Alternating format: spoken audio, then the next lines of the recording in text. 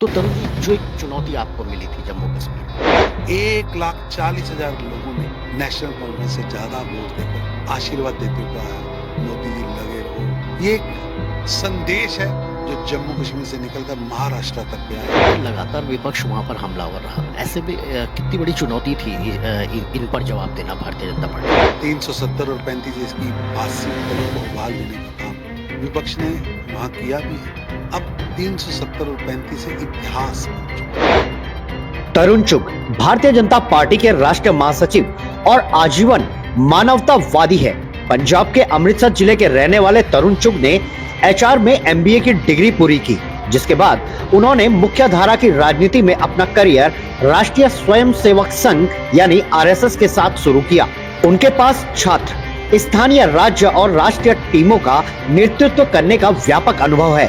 तरुण चुग ने पार्टी की कई जिम्मेदारियां संभाली हैं, जिससे उन्हें राजनीतिक परिस्थितिक तंत्र की समझ में महारत हासिल करने में मदद मिली है। प्रत्येक भूमिका में उन्होंने मातृभूमि के प्रति अपना सम्मान, अपने काम के प्रति समर्पण और कई समय सीमाओं को पूरा करने की अपनी क्षमता प्रदर्शित की है।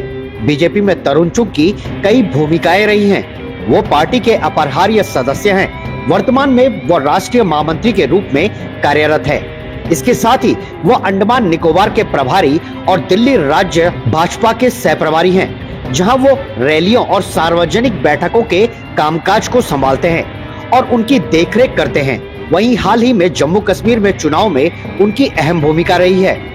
सोच और उस सोच के साथ खड़ा है नेशनल कॉन्फ्रेंस और कांग्रेस।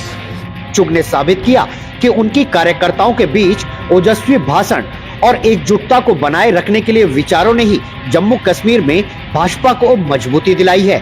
आज ऐसी ही एक शख्सियत से खास वार्ता की है हमारे ब्यूरो योगेश शैली ने। देखिए खास रिपोर्ट।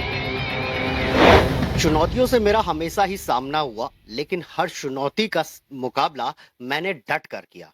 इसी तरीके के विचारों को लेकर के आज हमारे साथ में भारतीय जनता पार्टी के राष्ट्रीय महामंत्री तरुण चुग जी हमारे साथ हैं, जिनसे हम खास बातचीत करेंगे। खास तौर पर एक चुनौती जो जम्मू कश्मीर की आपके सामने थी, किस तरीके से उसका डट कर मुकाबला किया और क्या परिस्थितियां वहां पर आई थी चुनाव के दौरान, और आखिर वहां पर जो आज के परिणाम हैं उनको देख करके किस तरीके के अनुभव उनको मिले हैं, इसके लिए हम खास बातचीत करेंगे। तो तरुण जी, जो एक चुनौती आपको मिली थी जम्मू कश्मीर की, किस तरीके से उन चुनौतियों। भारतीय जनता पार्टी के पास एक हिमालय जैसा कार्यकर्ता बेस है, समर्पित कार्यकर्ताओं की फौज है, विचार से ओतप्रोत कार्यकर्ताओं की फौज है, और वहीं एक विशाल हृदय वाला, बड़े विजन वाला नेता प्रधानमंत्री मोदी जी के नेतृत्व में के रूप में हमारा नेतृत्व कर रहा है। मोदी जी से देश की जनता, चाहे वो कश्मीर से कन्याकुमारी तक कहीं भी जाएगा, लोग उनसे अथाह प्रेम करते हैं। उन्होंने 26 मई 2014 के बाद देश के अंदर जो काम किया है, मेहनत की प्रकाष्ठा की है, जनता के मन में उनके प्रति एक अलग तरह का आदर, अलग तरह का प्यार है, और वो मैंने जम्मू कश्मीर के अंदर देखा भी है। जम्मू कश्मीर के अंदर जहां जनता ने प्रधानमंत्री मोदी जी को 370 और 35 से टूटने का धन्यवाद दिया है, 1,40,000 लोगों ने नेशनल कॉन्फ्रेंस से ज्यादा वोट देकर आशीर्वाद देते हुए कहा है, मोदी जी लगे रहो, इसी तरह देश का काम करते रहो, भारत की चमक व धमक पूरे विश्व में फहराते रहो। ये एक संदेश है जो जम्मू कश्मीर से निकलकर महाराष्ट्र तक गया है, हरियाणा से होते हुए झारखंड तक गया है, कि जनता आपके साथ है और आपसे अथाह प्रेम करती है। 370 और 35 को लेकर के लगातार विपक्ष वहां पर हमलावर रहा। ऐसे में कितनी बड़ी चुनौती थी इन पर जवाब देना भारतीय जनता पार्टी के लिए। ऐसे कि विपक्ष के पास कोई मुद्दा नहीं था।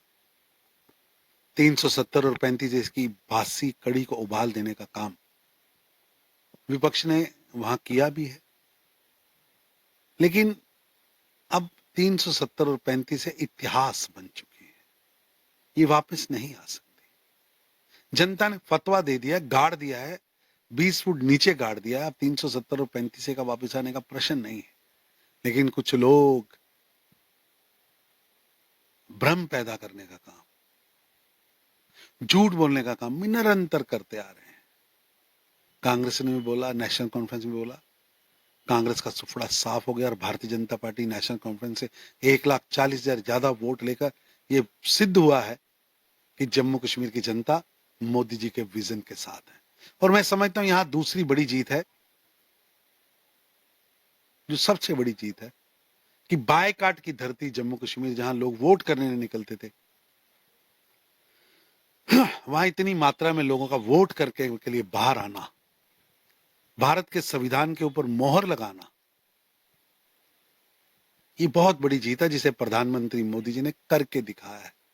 ये तो 4 दशकों का इतिहास निकाल के देख लीजिए, लोग वोट करने के लिए नहीं आते, बायकाट रहता है। लोगों ने मोदी जी के विजन पर विश्वास करते हुए, उनके विकास पर मोहर लगाते हुए चुनाव के अंदर पार्टिसिपेट किया। टेररिज्म को लेकर के भी लगातार वहां पर भारतीय जनता पार्टी ने अपना एक विजन क्लियर रखा कि आतंकवाद को कहीं भी बढ़ावा नहीं दिया जाएगा। जीरो टॉलरेंस ऑन टेररिज्म पर हमने काम भी किया है। ये हमारी वचनबद्धता भी है और कार्यबद्धता भी है, करके भी दिखाया है। जो जम्मू कश्मीर किसी जमाने में टेररिज्म कैपिटल था, आज वो टूरिज्म कैपिटल बना है। तो ड्यू टू ओनली प्रधानमंत्री मोदी जी की दृढ़ प्रतिज्ञा, दृढ़ निश्चय और मेहनत की प्रकाष्ठा के माध्यम से आज वो जम्मू कश्मीर जो पीछे रह गया था, आज वो टूरिज्म कैपिटल बना। सर, उसके अलावा अगर देखें टेररिज्म को लेकर के, या उसके अलावा जो सीमावर्ती क्षेत्रों में, जैसे हम अब अगर बात करें चाइना की, तो लगातार चाइना से कहीं ना कहीं छुटपुट गतिविधियां होती रह रही है, लेकिन वहां पर सरकार का अभी तक कोई ठोस रुख नहीं नजर आता है। भारत की सरकार आंतरिक हो या बाहरी, अपने नागरिकों की, अपनी सीमाओं की रक्षा करना जानती है और हमने करके दिखाई है। हमारे नागरिकों की सुरक्षा किसी देश की कृपा पर, जिम्मेवारी पर नहीं है, निर्भर नहीं है। हमने अपने नागरिकों की सुरक्षा की है। और जो पाकिस्तान लगातार आतंकवाद भेजने का षड्यंत्र रचता रहता है, उसे भी हमने करारा जवाब दिया है। आज उसे स्पष्ट पता है कि ये नरेंद्र मोदी की सरकार है जो अंदर घुसकर जाकर मारती है, छोड़ती नहीं है, छोड़ती नहीं है। बांग्लादेश में जो अल्पसंख्यक भारतीय हैं, उनको लेकर के अभी जो चीजें आ रही हैं बांग्लादेश से, इस पर क्या? बहुत दुर्भाग्यपूर्ण है। पाकिस्तान हो, अफगानिस्तान हो, बांग्लादेश हो, जिसमें लगातार जहां 25%, 24%, 22%, 28% अल्पसंख्यक थे, आज वो 0 पर पहुंच गए। और लगातार बांग्लादेश के अंदर हिंदू, बुद्धिस्ट, ईसाई, क्रिश्चियंस, जैन, इन पर हमले हो रहे हैं और वहां की सरकार मूक दर्शक बन के बैठी है। वहां की सरकार को चाहिए कि वहां अल्पसंख्यकों को सुरक्षा भी दे, भय मुक्त प्रशासन भी दे। भारत की तरफ भी देख रहे हैं। भारत हमेशा ही अल्पसंख्यकों के साथ खड़ा रहा है और हमने प्रतिज्ञा ली कि भारत के आसपास लगते सभी देशों में जहां भी वहां के अल्पसंख्यक पर अत्याचार होगा, भारत उनके साथ खड़ा मिलेगा। मैं उत्तराखंड से आया हूँ खास तौर पे आपसे ये मुलाकात के लिए। उत्तराखंड के बारे में क्या कहना चाहेंगे? सीमा नेशनल जो बॉर्डर्स हैं वो वहां भी लगते हैं, और उसके अलावा जो वहां की सरकार है उसके बारे में क्या कहना चाहेंगे? देवभूमि उत्तराखंड पूजनीय भी है, दर्शनीय भी है। एक जमाना था तो लोग कहते थे पहाड़ का पानी और पहाड़ की जवानी पहाड़ के काम नहीं आते, लेकिन पिछले 11-12 वर्षों में प्रधानमंत्री मोदी जी ने पहाड़ का पानी भी काम आ रहा है और पहाड़ की जवानी भी काम आ रही है। आज रोजगार के अवसर, तरक्की के अवसर गांव-गांव तक पहुंचे हैं और तरक्की भी गांव-गांव तक पहुंची है। उसके लिए मैं बधाई देता हूं प्रधानमंत्री नरेंद्र मोदी जी को, उनकी मेहनत की प्रकाष्ठा को सलाम करता हूं और वहां हमारी जो पुष्कर सिंह धामी जी के नेतृत्व में सरकार काम कर रही है, उसे भी साधुवाद देता हूं। केजरीवाल जी के जो बयान आ रहे हैं उनको लेकर के क्या कहना चाहिए? ऐसा है कि हताशा है, निराशा है, मन में कुंठा है, सामने हार दिख रही है। जहां जाते हैं जनता प्रश्न पूछती है कि 11 साल का हिसाब दो केजरीवाल।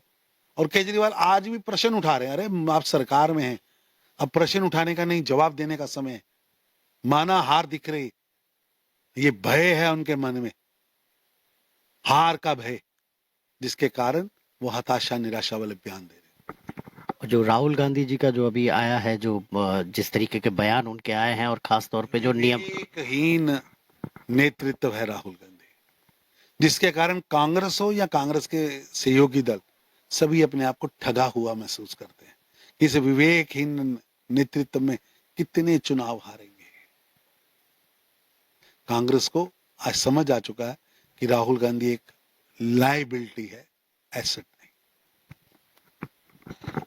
तो आप थे हमारे साथ तरुण चुग जी, जिनसे आज हमने कई मुद्दों पर चर्चा भी की, और कई सवालों के बड़े बेबाकी से आपने जवाब भी दिए। तो इसी तरीके से हमारे साथ जुड़े रहिए, हमारे चैनल के साथ, TV24 के साथ। आगे भी इस तरीके की खास रोचक खबरों से आपको रूबरू कराते रहेंगे। कैमरामैन हरीश यादव के साथ योगेश शैली, TV24 दिल्ली।